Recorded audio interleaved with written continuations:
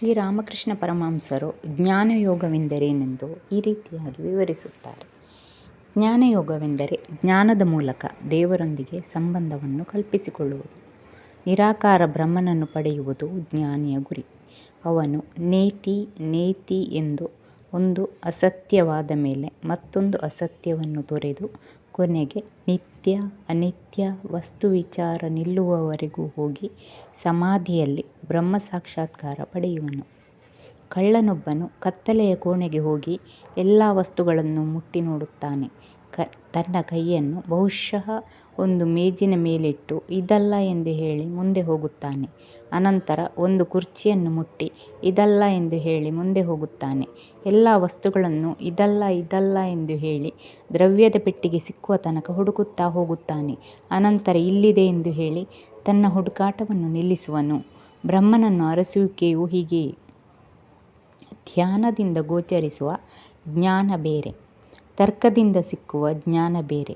ಪುನಃ ಇದಕ್ಕಿಂತ ಅವನಿಗೆ ಸಾಕ್ಷಾತ್ಕಾರವಾದ ಮೇಲೆ ದೊರಕುವ ಜ್ಞಾನವೇ ಬೇರೆ ಎಂದು ನನಗೆ ಗೊತ್ತಾಗಿದೆ. ಜ್ಞಾನ ವೈವಿಧ್ಯತೆಯಲ್ಲಿ ಮತ್ತು ತರತಮದಲ್ಲಿ ವ್ಯತ್ಯಾಸವಾಗುವುದು. ಮೊದಲನೆಯದಾಗಿ ಸಾಧಾರಣ ಮನುಷ್ಯರ ಜ್ಞಾನವಿದೆ. ಇದು ಅಷ್ಟು ತೀವ್ರವಾಗಿಲ್ಲ. ಇದನ್ನು ಒಂದು ಕೋಣೆಯ ಒಳಗೆ ಬೆಳಗುವ ದೀಪಕ್ಕೆ ಹೋಲಿಸಬಹುದು. ಭಕ್ತನ ಜ್ಞಾನ ಇದಕ್ಕಿಂತ ಪ್ರಕಾಶಮಾನವಾಗಿರುವುದು. ಕೋಣೆಯ ಒಳಗೆ ಮತ್ತು ಹೊರಗೆ ಬೆಳಗುವ ಚಂದ್ರನಿಗೆ ಹೋಲಿಸಬಹುದು. ಆದರೆ ಅವತಾರ ಪುರುಷರ ಜ್ಞಾನ ಇದಕ್ಕಿಂತಲೂ ಪ್ರಕಾಶಮಾನವಾಗಿದೆ. ಇದನ್ನು ಒಂದು ಸೂರ್ಯನ ಬೆಳಕಿಗೆ ಹೋಲಿಸಬಹುದು. ಕಾಲಾನುಕಾಲದಿಂದ ಕವಿದು ಬಂದಿರುವ ಅಜ್ಞಾನ ಅಂಧಕಾರವನ್ನು ನಿವಾರಿಸುವ ಜ್ಞಾನಭಾಸ್ಕರನ ಬೆಳಕು ಇದು. ಒಬ್ಬನಿಗೆ ತನ್ನ ಆತ್ಮ ಗೊತ್ತಾಗಿದ್ದರೆ ಆತನಿಗೆ ಉಳಿದವರು ಮತ್ತು ದೇವರು ಗೊತ್ತಾಗುವುದು. ನನ್ನ ಅಹಂಕಾರವೆಂದರೇನು? ಇದೇನು ನನ್ನ ಕೈಯೇ, ಕಾಲೇ, ರಕ್ತವೇ, ಮಾಂಸವೇ? ಇದನ್ನು ಕುರಿತು ಗಹನವಾಗಿ ವಿಚಾರ ಮಾಡಿರಿ. ಆಗ ನಾನು ಎನ್ನುವುದು ಇಲ್ಲವೆಂದು ಗೊತ್ತಾಗುತ್ತದೆ.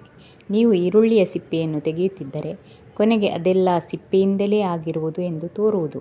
ಅದರೊಳಗಡೆ ಏನೂ ತಿರುಳು ಕಾಣಿಸುವುದಿಲ್ಲ. ನೀವು ಅಹಂಕಾರವನ್ನು ವಿಭಜನೆ ಮಾಡಿದರೆ ಕೊನೆಗೆ ನಾನು ಎನ್ನುವ ಯಾವ ಸತ್ಯವೂ ಇಲ್ಲವೆಂದು ಗೊತ್ತಾಗುವುದು. ಇಂತಹ ಅಹಂಕಾರ ವಿಭಜನೆ ಕೊನೆಗೆ ದೇವರು ಒಬ್ಬನೇ ಸತ್ಯವೆಂದು ದೃಢಪಡಿಸುವುದು. ಅಹಂಕಾರ ಕಳಚಿಬಿದ್ದಾಗ ದೇವರು ಅಲ್ಲೇ ವ್ಯಕ್ತವಾಗುವನು. ಎಲ್ಲಿಯವರೆಗೆ ದೇವರು ದೂರದಲ್ಲಿರುವನು ಎಂದು ತೋರುವುದೋ ಅಲ್ಲಿಯವರೆಗೂ ಅಜ್ಞಾನವಿರುವುದು. ಆದರೆ ದೇವರನ್ನು ಅಂತರಂಗದಲ್ಲಿ ಕಂಡಾಗ ನಿಜವಾದ ಜ್ಞಾನವಿದೆ. ತಮ್ಮ ಎದೆಯನ್ನು ತೋರುತ್ತಾ ಶ್ರೀರಾಮಕೃಷ್ಣರು, ಯಾರಿಗೆ ದೇವರು ಇಲ್ಲಿರುವರೋ ಅವರಿಗೆ ದೇವರು ಹೊರಗೂ ಇರುವನು.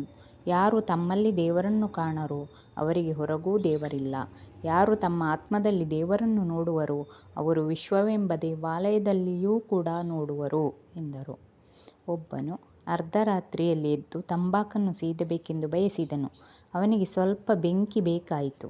ಅದಕ್ಕಾಗಿ ಮಗ್ಗಲು ಮನೆಗೆ ಹೋಗಿ ಬಾಗಿಲನ್ನು ತಟ್ಟಿದನು. ಯಾರೋ ಬಾಗಿಲನ್ನು ತೆಗೆದು ಏನು ಬೇಕೆಂದು ವಿಚಾರಿಸಿದರು. ಅದಕ್ಕೆ ಅವನು, ನಾನು ಬೀಡಿ ಸೇದಬೇಕಾಗಿದೆ, ಸ್ವಲ್ಪ ಬೆಂಕಿಯನ್ನು ಕೊಡುವಿರಾ ಎಂದನು.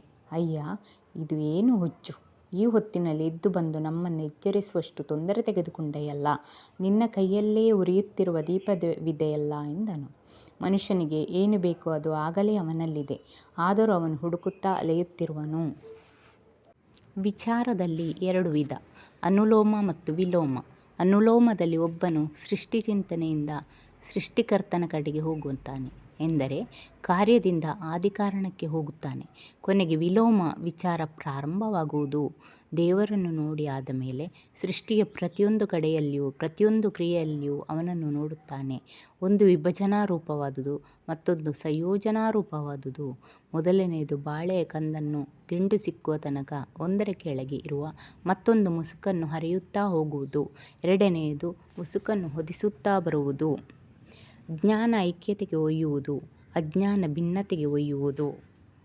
ಕಲಿಯುಗದಲ್ಲಿ ಜ್ಞಾನಯೋಗ ಬಹಳ ಕಷ್ಟ. ಮೊದಲನೆಯದಾಗಿ ನಮ್ಮ ಪ್ರಾಣ ಅನ್ನದ ಮೇಲೆ ನಿಂತಿದೆ. ಎರಡನೆಯದಾಗಿ ಈ ಯುಗದಲ್ಲಿ ಮನುಷ್ಯರು ಅಲ್ಪ ಆಯಸ್ಸಿನವರು. ಮೂರನೆಯದಾಗಿ ನಮ್ಮಲ್ಲಿರುವ ಜೀವಾತ್ಮ ಬುದ್ಧಿಭ್ರಮೆಯಿಂದ ಪಾರಾಗುವುದಕ್ಕೆ ಸಾಧ್ಯವೇ ಇಲ್ಲವೆನ್ನಬಹುದು. ಜ್ಞಾನ ಬರಬೇಕಾದರೆ ನಿರ್ಧಾರ ಯಾವುದೆಂದರೆ, ನಾನು ದೇಹವಲ್ಲ, ಸರ್ವವ್ಯಾಪಿಯೂ ನಿರಂಕುಶವೂ ಅವ್ಯಕ್ತವೂ ಆದ ಬ್ರಹ್ಮ.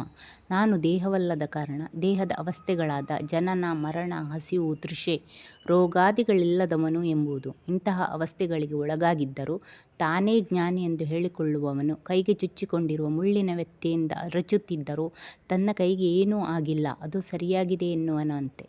ಇಂತಹ ಮಾತಿನಿಂದ ಪ್ರಯೋಜನವಿಲ್ಲ. ಮೊದಲನೆಯದಾಗಿ ದೇಹ ಬುದ್ಧಿ ಎಂಬ ಮುಳ್ಳನ್ನು ಜ್ಞಾನಾಗ್ನಿಯಿಂದ ದಹಿಸಿ ಬೂದಿ ಮಾಡಬೇಕು. ಜ್ಞಾನಕ್ಕೆ ಅರ್ಹರಾದವರು ಎಲ್ಲೋ ಸ್ವಲ್ಪ ಮಂದಿ ಮಾತ್ರ. ಸಹಸ್ರಾರು ಜನಗಳಲ್ಲಿ ಒಬ್ಬನು ತಿಳಿಯಲು ಯತ್ನಿಸುವನು. ಹಾಗೆ ಬಯಸುವ ಸಾವಿರಾರು ಜನರಲ್ಲಿ ಒಬ್ಬನು ಅದನ್ನು ನೋಡಬಹುದು ಎಂದು ಗೀತೆ ಸಾರುತ್ತದೆ. ಕಾಮ ಕಾಂಚನದ ಮೇಲೆ ಆಸಕ್ತಿ ಕಡಿಮೆಯಾದಷ್ಟು ಜ್ಞಾನ ಹೆಚ್ಚಾಗುವುದು.